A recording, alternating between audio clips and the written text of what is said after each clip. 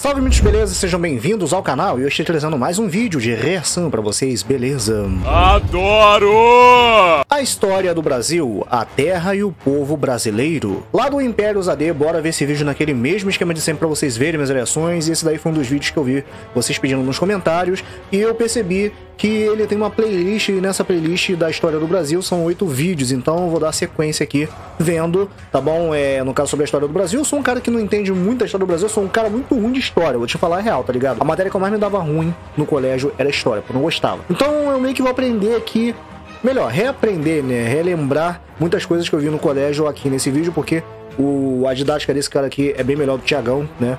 Parceirão, é muito melhor do que os professores que eu tive no colégio, tá ligado? Então, bora acompanhar aqui naquele mesmo esquema de sempre pra vocês verem minhas reações, beleza? Com certeza. Então, mas tem uma coisa que eu aprendi recentemente, que é pedir o seu like e... não foi recentemente. Mas, por favor, deixe seu like, se inscreve no canal, ativa as notificações, tá bom? Ajuda o negão aí nessas partes. E se você for novo ou nova no canal, sejam bem-vindos. Ai, que delícia, hein?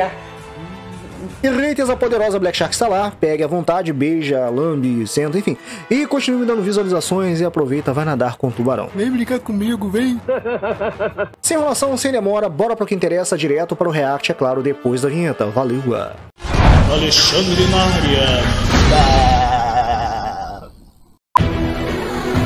História é a versão do passado que pessoas decidiram concordar. Parece até que Napoleão estava falando do Brasil quando disse essas palavras, né? Para muitos brasileiros, o passado dessa terra pode ser resumido em 4 palavras: invasão, escravidão, roubo e corrupção. Corrupção. Mas claro que não. A história do Brasil é muito mais que isso. O quinto maior país do mundo tem uma história de lutas, conquistas e batalhas que podem e até devem ser colocados entre os grandes feitos da humanidade. Então, cavaleiros, essa é a história do Brasil. Opa! Ih, rapaz, bora ver como é que vai dar essa parada aí, mano. O que vai dar essa parada aí?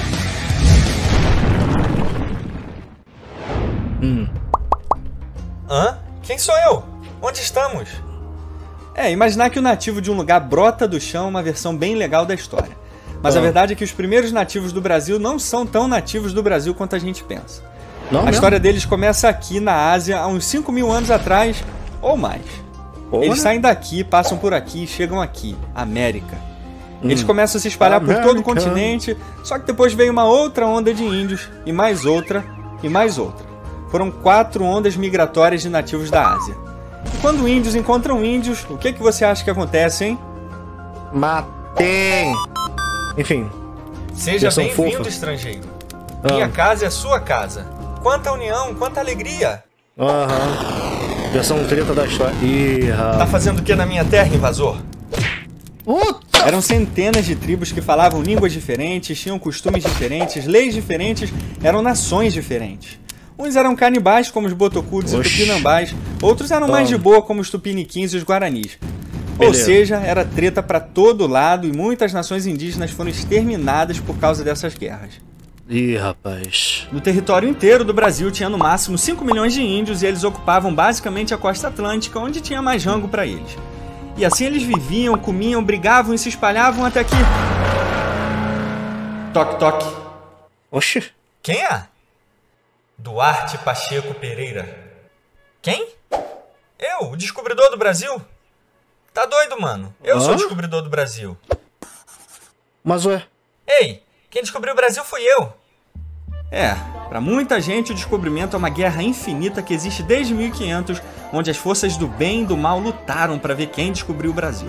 E tudo isso só por causa de um termo criado pelos europeus chamado de Era dos Descobrimentos, que foi um dos períodos mais incríveis e importantes da história da humanidade, que conectou povos e pessoas do mundo todo pela primeira vez. E tudo isso por causa de uma galera nervosa conhecida como justiceiros do politicamente correto, que se concentram só no lado ruim da história, até porque a função deles no mundo é essa. E como Portugal foi o líder da Era dos Descobrimentos, adivinha, sobrou pros caras.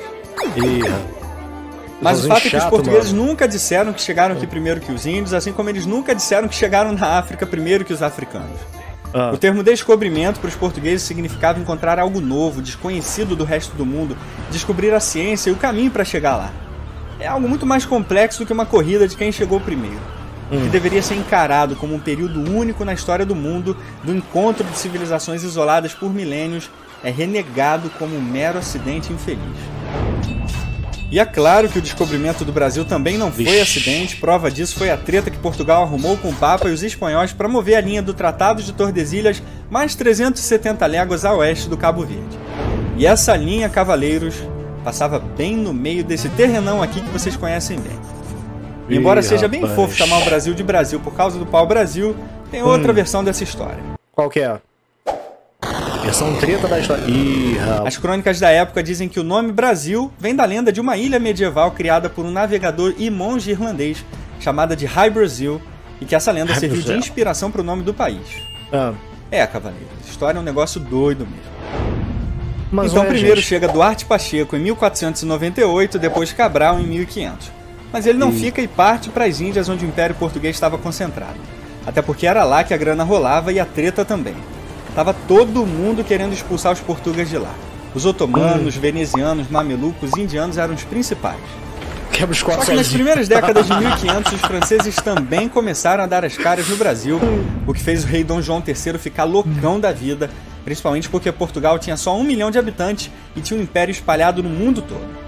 Então, em 1530, ele resolve criar as capitanias hereditárias e começar o processo de colonização do território. Mas como o negócio não estava dando muito certo, em 1549 a coroa portuguesa resolveu unificar as capitanias e administrar todo o território sob o governo geral, que teve como seu primeiro governador essa lenda aqui, Tomé de Sousa.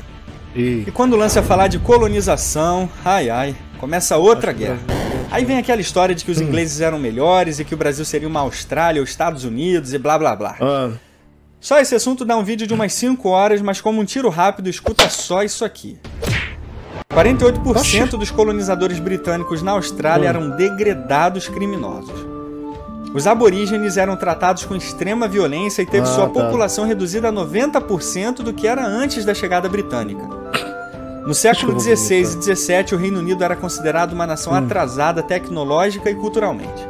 E para fechar, quando a Índia estava sob o domínio do Império Britânico, a administração inglesa foi responsável por deixar mais de 30 milhões de indianos morrerem de fome para desviarem recursos para a guerra. Acho que já tá bom, né? Fontes na descrição. Mas o fato é que o Brasil foi sim, na maior parte, uma colônia de povoamento, e as razões são muito simples. A coroa portuguesa exigia apenas 1/5 do imposto que se produzia aqui. E isso deixava os nobres doidos para virem para cá. Quem nascia no Brasil também tinha os mesmos direitos de um cidadão português, e isso incluía até os índios, mas não os negros. A população portuguesa era apegada ao Brasil e ainda tinha alta miscigenação entre povos europeus e indígenas. E o clímax dessa união aconteceu em 1567, na batalha que definiria a história do Brasil, no Rio de Janeiro. Portugueses e femiminóis, liderados por Estácio de Sá e o grande chefe Araribóia, derrotaram definitivamente a invasão francesa apoiada pelos tamoios, sendo a primeira grande batalha naval pelo país, onde índios e portugueses lutaram do mesmo lado, acabando com a França Antártica e fundando a cidade do Rio de Janeiro. E a treta rolava solta na Ásia, Índia, Europa, até que em 1630 o Brasil foi atacado pelos...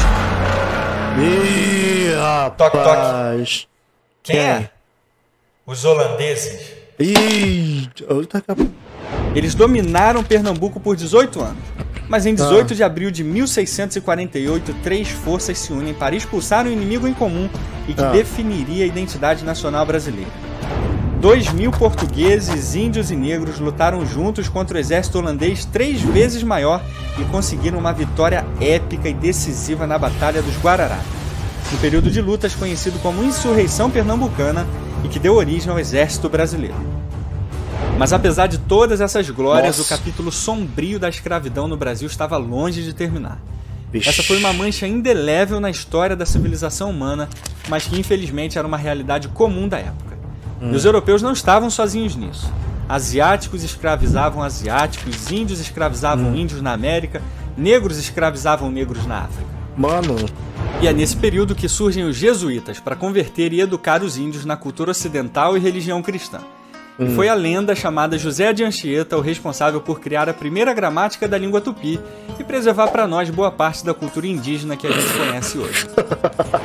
Mas às custas disso, a economia e o território brasileiro cresciam, principalmente por causa desses caras aqui, os bandeirantes.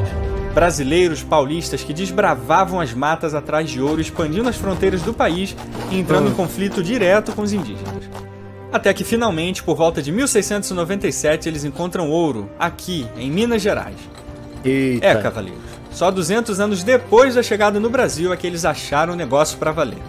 Isso deixou o Brasil feliz, Portugal feliz, todo mundo estava feliz. Até 1º de novembro de 1755, quando o Império tremeu no seu coração.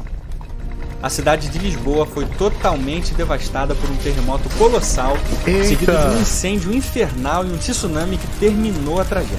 Caraca! O terror foi tão grande na Europa que levou ao nascimento da sismologia. Uou. O Império tinha desabado e uma pessoa seria responsável por reerguê-lo novamente. Marquês de Pombal. Ele começou a cobrar um imposto extra chamado de derrama na região de Minas Gerais para reconstruir Lisboa, o que levou a uma série de revoltas no país, principalmente a Inconfidência Mineira com a morte de Tiradentes. Mas Portugal tinha outro probleminha, na verdade um problemão. Ele tinha nome e sobrenome: Napoleão Bonaparte. Eita, Ele já tinha conquistado a Europa Ocidental toda, só faltava Portugal. Então Dom João VI, que ainda era um príncipe regente, porque sua mãe ainda estava viva e loucaça, parte para o Brasil em 1807, deixando Portugal bem... Cadê o cara, mano? Magoado. Depois que a Dona Maria morreu, ele finalmente se tornou o rei. Mas não era só um rei qualquer. Era rei de um Reino Unido, o nosso Reino Unido. O Reino Unido de Portugal, Brasil e Algarve. Agora Brasil e Portugal eram um só. E esse período marcou uma nova era na história dos dois países. Linda. E a capital desse gigante cavaleiros seria aqui, Rio de Janeiro. Um verdadeiro boom cultural, econômico e social se espalhou pelo país, que agora estava totalmente aberto ao comércio liberal. Aqui surgiram as bases para a grande e influente nação que o Brasil se tornaria nas décadas seguintes. Mas é claro que isso ia dar treta em Portugal. Revoltados, querendo seu rei de volta, Dom João VI volta para acalmar os portugueses, mas tem uma ideia genial. É isso aí mesmo, simplesmente genial. João vai, mas deixa ele, o seu bebê de 22 anos, ele, o mito, a lenda, o pai dos machos alfa, Dom Pedro I. E ao seu lado está ele, o mestre dos magos brasileiro, José Bonifácio de Andrade e Silva. Para impedir que a revolta em Portugal afetasse o Brasil e quebrasse a nação em várias republiquetas, ele aceita o pedido do povo, fica e declara a independência do Brasil em 7 de setembro de 1822. O plano de Dom João VI, arquitetado por José Bonifácio e executado por Dom Pedro I, tem um resultado épico. O Brasil agora era uma nação independente, apoiada pelo povo, que não precisou se sacrificar em um ideal de revolução sangrento como na América Espanhola e Estados Unidos. Brabo, hein? Só que não foi só uma nação que surgiu disso aí, não. Foi um império. O Império do Brasil, com seu primeiro imperador, Dom Pedro I. Na época, a província da Cisplatina já pertencia ao Brasil, só que depois da Guerra da Cisplatina, a região conseguiu sua independência em 1828 e mais tarde se tornou Uruguai. Só que 3 anos depois, sob extrema pressão brasileira e portuguesa, principalmente porque Pedro perdeu a Cisplatina e estava com ideais abolicionistas, ele resolve abdicar e retornar a Portugal para enfrentar seu irmão Miguel na Guerra Civil Portuguesa. Ele volta a Portugal, mas faz igualzinho seu pai. Ele deixa aqui sua criança, seu filhinho, o Odin brasileiro, ele, Pedro II. Sob a tutela de Bonifácio, ele eleva o Império do Brasil a um dos mais respeitados, ricos e poderosos do Ocidente, no período que a Enciclopédia Britânica chama de o mais frutífero da história do Brasil, estabelecendo uma monarquia parlamentarista no Império. E foi sob a liderança dele que o Brasil venceu o maior conflito da história da América do Sul, a Guerra do Paraguai, acabando com a influência e tirania do ditador Solano Lopes no país. Pedro II viu na guerra a oportunidade de libertar muitos escravos e deixou os donos de terras loucaços com ele. Aliás, a abolição sempre foi uma constante no governo imperial, especialmente de Pedro II, influenciado por ícones como Joaquim Nabuco.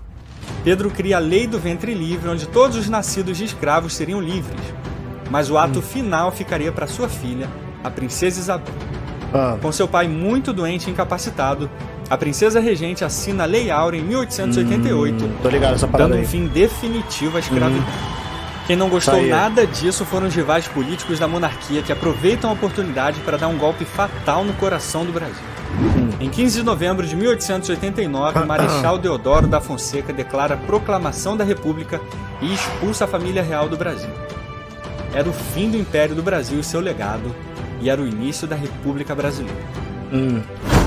A República Velha, como chamamos esse período, durou do golpe de 89 até a Revolução de 1930, com um novo golpe militar e a chegada dele, Getúlio Vargas, num período controverso e polêmico que chamamos de Era Vargas, que aliás foi responsável pela atuação do Brasil em importantes batalhas na Itália ao lado dos aliados na Segunda Guerra Mundial. E foi debaixo de mais golpes, polêmicas e controvérsias que o Brasil seguiu nas décadas seguintes. Opa, só mais uma coisinha aqui. Fala. Corrupção também. Mas uma coisa não foi destruída no meio desse caos e pandemônio que o país se tornou. O nosso legado, a nossa história, as nossas conquistas, os feitos dos nossos antepassados portugueses, índios e negros. A cada dia, mais brasileiros estão participando ativamente na restauração do monumento mais precioso que eles têm em comum.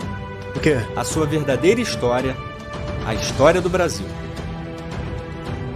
E agora somos 50 mil cavaleiros no nosso império e isso me deixa muito honrado de sua história. É uma grande história de erros e acertos que nos ligam, que nos conectam, que nos dão um senso de identidade comum. Assim, honramos nossos antepassados e assim preservamos nosso legado com a certeza de que no final, todos fazemos parte da mesma história e que cada conquista e luta dos nossos pais são e serão para sempre nossas. Profundo. Vejo vocês na nossa próxima saga e por hora, adeus.